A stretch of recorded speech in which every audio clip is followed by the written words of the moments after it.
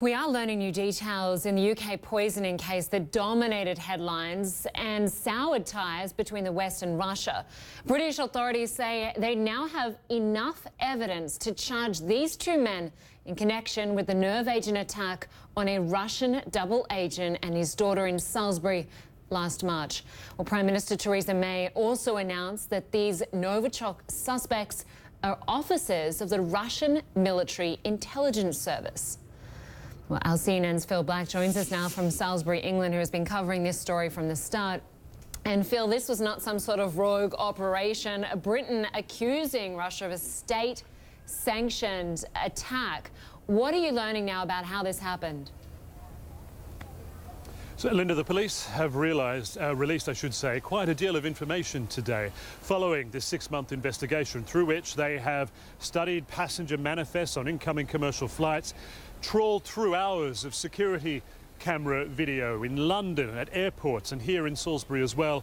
And from that, they say they've identified two people who arrived at London's Gatwick Airport on the 2nd of March. From there, travelled to Salisbury a couple of times, and on that second occasion, they believe were responsible for painting the former spy, Sergei Skripal, his front door with Novichok, the nerve agent which they believe struck him and his daughter Yulia down. This was on Sunday, March the 4th. They then believe these two men went back to London, got on a plane at Heathrow, bound for Moscow. Now, they think these two people were travelling under authentic Russian documents, that is passports, but probably using aliases. The British government has gone a little further. They are the ones that say there is a pile of intelligence that points to these two men being members of Russia's military intelligence unit, the GRU. This was Prime Minister Theresa May briefing Parliament on this earlier today. Based on a body of intelligence, the government has concluded that the two individuals named by the police and CPS are officers from the Russian Military Intelligence Service, also known as the GRU. The GRU is a highly disciplined organisation with a well-established chain of command. So this was not a rogue operation. It was almost certainly also approved outside the GRU at a senior level of the Russian state. Now, Lynda, there's another branch to this investigation which is very much ongoing.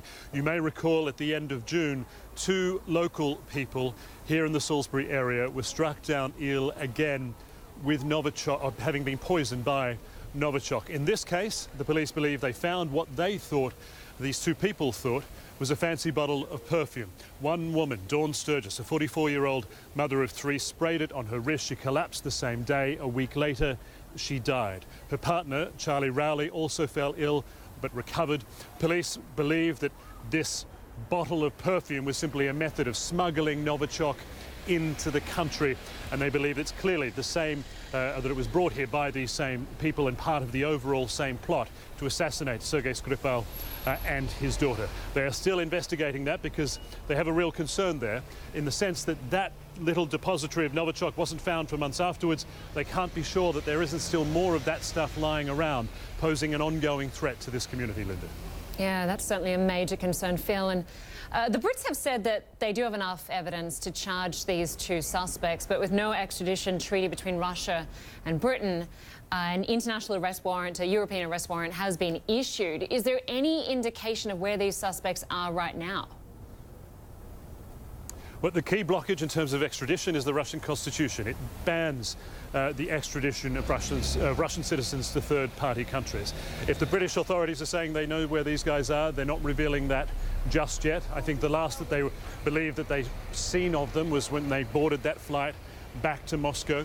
Again, although they're saying they know these two are members of the Russian military intelligence agency, they are not saying that they have confirmed their actual identities. That is, their names, where they're from, who they actually are, because today the police have only revealed the aliases that they believe they were travelling under. But I guess what it does mean is if they do set foot in Europe and they are identified, it does open the possibility for them to be arrested and sent back here. So potentially, if these guys are professional spies who move around to carry out operations, it does limit what they can do and how they could actually move and operate within Europe itself, Lynda. All right, Phil Black for us in Salsibury, England. Good to have you on the case. Thanks so much.